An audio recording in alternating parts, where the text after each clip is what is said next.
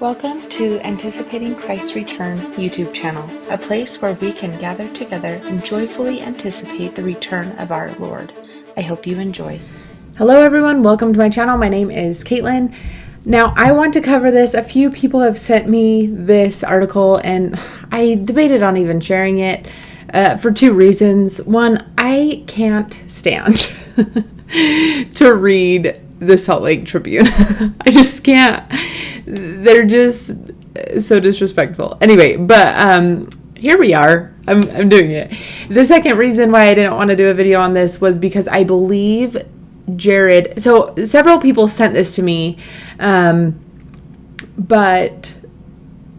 I think, so one of the persons said, hey, Jared covered this, but it's really interesting. So I kind of feel bad doing a video that Jared has already talked about, but there's a lot of overlap in this niche. I don't think Jared would care that I'm covering this as well. And I actually didn't see his video of this, so I don't really even know what he said. But this is a really, it's a little sad, right? Like, obviously, whenever there's setbacks and things that happen like this, it is a sad thing. So I want to read it. Of course, there'll be some like sassy remarks from me because the Salt Lake Tribune can't do anything polite and kind and respect our wishes, but you know, whatever. And then I do want to end on a more happy note of the future of the church is still bright, even though things like this happen. So let's dive into it. It says, in recent months, several Chinese municipalities across the giant Asian nation have shut down congregations of the Church of Jesus Christ of Latter-day Saints without warning, citing a failure to register with the government. Okay, there, they use the name at least, so that's at least a plus. So thank you for using the full name of the church. It says the closed branches range from Nanjing in the eastern province of, I don't know. Anyway, closing these places. The most recent banning, however, was aimed at two branches in the capital city of Beijing. One for I don't even know what that is. Expatriates, and one for Chinese worshippers. On June 22nd, the Civil Affairs Bureau of the Shaiyang District, Beijing, announced that the Mormon Beijing branch, which they did quote, so that wasn't the Salt Lake Tribune saying that. They've actually been more polite than I expected, honestly. But that the Mormon Beijing branch carried out activities in the name of social organizations without registration, which violated the provisions in the regulations on the administrative of social organization registration. Accordingly, the edict declared the Beijing branch is hereby banned. The global church headquartered in Salt Lake City has never been. This is not the article I read at first. Because I remember reading. What is the article that someone sent me? Oh, yeah, it was the Salt Lake Tribune.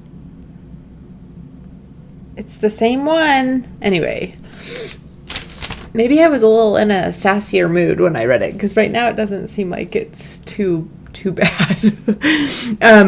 Anyway, but because right here it says the global church headquartered in Salt Lake City, Utah. And when I read it the other day, it said this, oh, right here, the Utah-based church. And I'm like, you guys, it is a worldwide church. Anyway, it's fine. Whatever. We'll keep reading. The global church headquartered in Salt Lake City has never been one of the five faiths legally recognized in China. Those are Buddhism, Catholicism, Islam, Protestantism, and Taoism, the only native Chinese faith. The others were all imported. but it has operated openly for more than 2 decades, says Latter-day Saint experts on China who didn't want their names used because they were not authorized to speak about this, with a tacit understanding of the Religious Affairs Bureau and other government agencies. As a part of this understanding, Chinese members and foreign members of the church in China have been organized into separate congregations. When asked about the latest clampdown, the Utah-based church, there it is, did not comment directly on the status of the branches in China. The church strives to honor, obey, and sustain the law in every country and encourages members to do the same, spokesperson Doug Anderson said Friday. In places where laws are evolving and subject to interpretation, it seeks understanding through dialogue and adapts to changing environments as needed. The June 22nd Beijing edict, appears to be primarily aimed at the branch for Chinese nationals, experts say. But because the congregation for Chinese members and the branch for foreign ones meet in the same facility at different times, their underlying lease was affected. In the aftermath of the government's moves, the president of the English-speaking branch in Beijing sent an email last week to his congregants saying, "We are transitioning to an online church meeting via Zoom beginning this Sunday, June 29th. Leasing discussions are underway with the Hintai building management. We plan to meet this manner until further notice." Members say the church's signage, subtle though it was, has already been removed. As a member who has participated in the daily activities of the LDS Beijing branch, I am heartbroken, who now lives in Salt Lake City, wrote in an email to the Salt Lake Tribune. The church strictly abides by China's laws and regulations and strictly prohibits members in China from actively preaching and even strictly prohibits Chinese believers from meeting with American believers. These are not just the laws and regulations, but I have seen them with my own eyes. And I love the emphasis that this person who emailed in put on the church really does focus and has a huge they are huge advocates to following the law and the laws of every nation. And anyway, I hate stories like this sometimes because it seems like, oh, they're just trying to break the rules or whatever, and it's like, no, they're not. Like, just because something slipped by the way doesn't mean that they weren't striving to obey the laws. Okay, there is more though, so let me keep reading. Disallowing the congregants to meet in person will affect the religious life of hundreds of church members in Beijing, China, including more than 100 members of the first branch, foreign members, Shen added. Many of whom are staff members of the U.S. Embassy in China. Latter-day Saint Chinese experts point out that this latest crackdown is not just aimed at branches, but it's focused on many other non-governmental organizations and faith groups with headquarters outside of the Asian nation. On top of that, they say many of these harsh consequences originate with local districts and may not necessarily be coming from central government. Latter-day Saint attorney Cole Kapner, who has lived and worked in China for nearly 4 decades, believes these development points to a wider effort. And then he says, given the proximity in time and scope of the closures, he says, I suspect that this is part of a national campaign directed from Beijing. So, and then it goes on to talk about the temple in Shanghai. And I thought this was interesting. I know that some people have been curious about the temple being built there. And of course, this is, there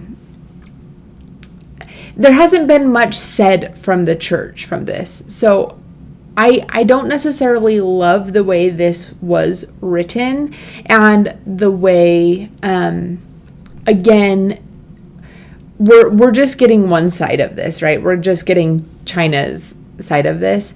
And so anyway, I don't want this to I don't know. Anyway, again, the church strives to follow the laws and obey the laws. But I'm going to read this anyway about the temple. That seemed to be the case 5 years ago after President Russell M. Nelson announced that a temple would be built in Shanghai, and local Chinese officials pushed back. Within days of Nelson's remarks, the Shanghai Municipal Ethnic and Religious Affairs Bureau said twice on its website it knew nothing about a, quote, Mormon temple being built in the city of more than 24 million people. The Bureau first wrote foreigners are not allowed to establish religious organizations or areas of religious activity within China's borders. And the news the American Mormon Church announced that it is building a temple came only from the American side. But here we are, like, only hearing this from China's side. And it sounds like it's people who aren't necessarily super friendly with the church. And anyway, so I don't know. I wasn't there. I didn't have the conversations. So I'm just telling you what I'm reading. But anyway, there's a stall. Okay, it goes on to say, later the Shanghai organization repeated the statements about foreigners, insisting it knew nothing about the American Mormon Church building a so-called temple in Shanghai. To this day, the church has not announced a site or released a rendering of the temple for China's most populous city. Eventually, one expert says he believes the expats will find a way to work within the system to register the faith and be able to meet again in person, given that members have already agreed not to proselytize or discuss their religion with others. He is more concerned about the future congregations of Chinese nationals, many of whom joined the church in Utah or other countries. Will they ever be able to meet in person or even online, or will they be permanently blocked from worshiping altogether? And like I said at the beginning of this video, this is just really an unfortunate turn of events. And it's sad that there are members of the church. I think it said that there are over 100 people in that branch, maybe, that now don't have a place to worship and that they're going to meet over Zoom. But it's just, I don't even know where that said that. Anyway, oh yeah, more than 100 members of the first branch, which are, foreign members. Anyway, it's like, this is sad and this is a setback, but and this is the one thing that I did want to share kind of on more of a happy note and positive note is this, and it comes from, you guys know this quote, but I was just recording a video yesterday, or I was studying this talk yesterday, but it's called Right Before Our Eyes. Anyway, from Elder Razband. And so this anyway, but it is these words from Joseph Smith. No unhallowed hand can stop the work from progressing. Persecutions may rage. There's more to that quote, but the truth of God will go forth boldly, nobly, and independent till it has penetrated every continent, visited every clime, swept every country, and sounded in every ear, till the purposes of God shall be accomplished, and the great Jehovah shall say, the work is done. And as we read that, and we look at this, setback in China, I just think the Lord's hand is in everything. He knows the end from the beginning, and He knows how to soften the hearts of people and government officials and, people everywhere. He knows how to do His work, and nothing can stop His work from progressing. Even though persecutions may rage, mobs may assemble, all of that, that the truth of God will go forth boldly, nobly, and independent until it has gone to the world. And I think of the ability that they have to use technology until they can figure something else out. But as I read that, I just think we can add our prayers to China and to other areas in the world where the church is not officially recognized. And our prayers can work miracles for these saints and for these countries that are still wanting the church to be recognized, and where there have been roadblocks. We can pray and have miracles and expect miracles. So anyway, I hope that that was helpful for you. Put in the comments what you guys think about this. I trust God that He can do His work, and it will work out, and it will be great. And this may be a minor setback, but He will perform miracles. So please, everyone, pray for China, pray for other areas in the world that the windows of heaven will open to them and they will be able to receive truth and light. I love you all so much. Thank you for watching. If you haven't already, please subscribe, hit the notification bell so you get notified when I release new content, and leave a comment. What do you think? And then like this video. Thank you all again, and I hope you have a great day. We'll talk soon. Bye.